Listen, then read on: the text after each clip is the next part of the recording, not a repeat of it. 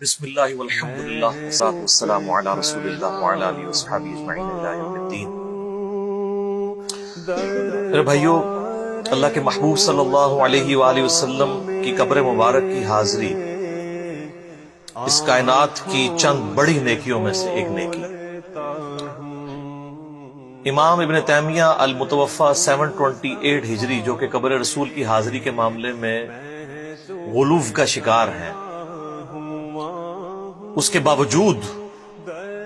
انہوں نے فتاوی ابن تیمیہ میں لکھا ہے کہ اس میں مجھے کوئی عار نہیں ہے بات کہنے میں کہ اس دنیا کی چند بڑی نیکیوں میں سے ایک نیکی قبر رسول کی حاضری ہے صلی اللہ علیہ وآلہ وسلم۔ اور اسپیشل پروٹوکول حاضری والے شخص کے لیے سنن ابی داؤد میں حدیث ہے، اور امام ابو داؤد نے اسے قبر رسول کی حاضری والے چیپٹر میں لے کے آئے کہ جو شخص بھی قبر رسول پر حاضر ہو کر سلام عرض کرتا ہے تو نبی علیہ السلام نے فرمایا اللہ میری روح کو لوٹا دے گا اور میں اس کے سلام کا جواب بھی دوں گا۔ اب یہ پروٹوکول صرف قبر رسول کے لیے ہے۔ عام پروٹوکول سنن نسائی میں حدیث ہے کہ زمین میں کچھ فرشتے سیاحت کرتے ہیں اور میرے امتیوں کا سلام مجھ تک پہنچاتے ہیں۔ ہم نماز میں پڑھتے ہیں السلام علیکہ ایھا النبی ورحمۃ اللہ وبرکاتہ، لیکن قبر رسول کا پروٹوکول الگ ہے۔ حتیٰ کہ المصنف ابن ابی شیبہ میں فضل الصلاۃ علی النبی کے اندر الموطا امام مالک میں صحیح سند سے ہے کہ عبداللہ بن عمر رضی اللہ تعالیٰ عنہ جب کبھی بھی کسی سفر پر جاتے، اور یہ روایت سنن کبریٰ البیہقی کے اندر بھی ہے، 4 کتابوں میں، سنن کبریٰ البیہقی، الموطا امام مالک، فضل الصلاۃ علی النبی اور المصنف ابن ابی شیبہ میں 11793 نمبر اثر ہے مکتبۃ الشاملہ کے مطابق۔ تو جب کبھی سفر پہ عبداللہ بن عمر جاتے تو پہلے مسجد نبوی میں 2 نفل پڑھتے، پھر قبر رسول پہ حاضر ہو کر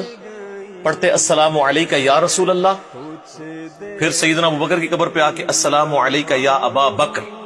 پھر سیدنا عمر کی قبر پہ آ کے السلام علیکہ یا عمر، اور بعض روایتوں میں السلام علیکہ یا ابتا، میرے باپ آپ پر سلام ہو۔ اور جب پھر سفر سے واپس آتے تو پھر 2 نفل پڑھتے اور پھر قبر رسول پہ حاضری دے کے پھر گھر واپس آتے۔ تو یہ صحابہ کرام روزہ شریف کی حاضری کو اپنے لیے ایک اعزاز سمجھتے تھے، اس کو کوئی ہلکا نہ جانے، اور نہ اس میں کوئی ایسا معاملہ ہے۔ قبر رسول اللہ کی نشانیوں میں سے ایک نشانی ہے، دعاؤں کی قبولیت کی جگہ ہے۔ جتنے لوگ بھی حج عمرے کے لیے جاتے ہیں، ہم سے عرب سے بھی لوگ رابطہ کرتے ہیں، میں ہمیشہ ان سے ریکویسٹ کرتا ہوں کہ جب بھی روزہ شریف پہ حاضری ہو تو وہاں کھڑے ہو کر جب آپ دعا کریں تو ہمیں بھی اپنی دعاؤں میں یاد رکھیں، کیونکہ قبر رسول صلی اللہ علیہ وآلہ وسلم دعاؤں کی قبولیت کی جگہ ہے۔ یعنی اس روئے ارض پہ سب سے زیادہ اگر اللہ کی تجلیات کا کوئی مرکز ہے تو وہ قبر رسول ہے صلی اللہ علیہ وآلہ وسلم۔ حتیٰ کہ وہ تو جنت کا ٹکڑا ہے، بخاری مسلم دونوں میں حدیث ہے کہ میرے گھر سے لے کر میرے ممبر تک جنت کے ٹکڑوں میں سے ایک ٹکڑا ہے، اور امام بخاری نے اس پہ باب باندھا ہے قبر رسول سے ممبر رسول جنت کا ٹکڑا ہے، کیونکہ جب نبی علیہ السلام فرما رہے تھے اس وقت وہ صرف گھر تھا، جب امام بخاری لکھ رہے تھے اس وقت وہ قبر رسول تھی۔ تو امام بخاری نے اپنا عقیدہ امت کو بتایا کہ قبر رسول جنت کا ٹکڑا ہے صلی اللہ علیہ وآلہ وسلم۔ اسی لیے صحیح بخاری میں آتا ہے کہ حضرت عمر فاروق رضی اللہ تعالیٰ عنہ دعا کیا کرتے تھے، اے اللہ مجھے شہادت کی موت دینا اور مدینے میں موت دینا۔ اور صحیح بخاری میں آتا ہے جب ان کو زخم لگا اور اب امید ختم ہوگی کہ وہ اب بچ نہیں پائیں گے اس زخم سے، میدا کٹ گیا تھا، کھاتے تھے وہ نکل جاتا تھا،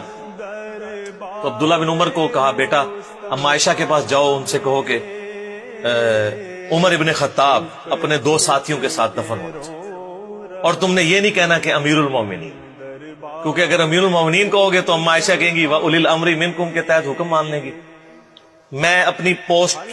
کو یوز، اور میں اب امیر المومنین نہیں ہوں، میں نے کمیٹی بنا دی ہے، تم خود اپنے معاملات کو دیکھو۔ تو سیدہ عائشہ نے کہا کہ یہ جگہ تو میں نے اپنے لیے رکھی تھی، لیکن آج میں عمر کو اپنے پہ ترجیح دیتی۔ اور واپس آگے بیٹے نے جب بتایا تو بخاری کے الفاظ ہیں، حضرت عمر فاروق رضی اللہ تعالیٰ عنہ علیہ السلام نے کہا کہ اللہ کی قسم میرے لیے اس دنیا میں اس سے بڑھ کر کوئی اعزاز نہیں تھا کہ مجھے قبر رسول کے ساتھ دفن کیا جاتا صلی اللہ علیہ وآلہ وسلم، کیونکہ صحیح مسلم میں حدیث ہے جس نے مدینے کے مصائب پہ صبر کیا میں اس کا شفیع بنوں گا۔ جامعہ ترمذی میں حدیث ہے کہ ہو سکے تو مدینے میں مرو، جو مدینے میں مرے گا قیامت والے دن میں اس کا شفیع ہوں گا۔ سب سے پہلے مسلمانوں میں ان لوگوں کی شفاعت ہوگی جو لوگ مدینہ شریف میں دفن ہیں، اور جو روزہ شریف میں ساتھ دفن ہے ان کے تو کیا ہی کہنے. ٹھیک ہے، قیامت تک امت جاتی ہے تو نبی علیہ السلام پہ بھی سلام عرض کرتی ہے اور ان پہ بھی سلامتی بھیجتی ہے. تو اللہ تعالی ہمیں بار بار اپنے محبوب صلی اللہ علیہ وسلم کے دربار کی حاضری نصیب فرمائے اور قیامت والے دن آپ صلی اللہ علیہ وآلہ وسلم کی شفاعت نصیب فرمائے. جنت الفردوس میں اپنے محبوب صلی اللہ علیہ وآلہ وسلم کا پڑوس عطا فرمائے، بقیہ غرقد میں مدفن عطا فرمائے. آمین ثم آمین. جزاکم اللہ خیر. جس جس سے میں ملا ہوں دربار مصطفیٰ میں چپ کھڑا ہوا ہوں دربار مصطفیٰ میں، آنکھوں سے بولتا ہوں دربار مصطفیٰ میں، دربار مصطفیٰ میں.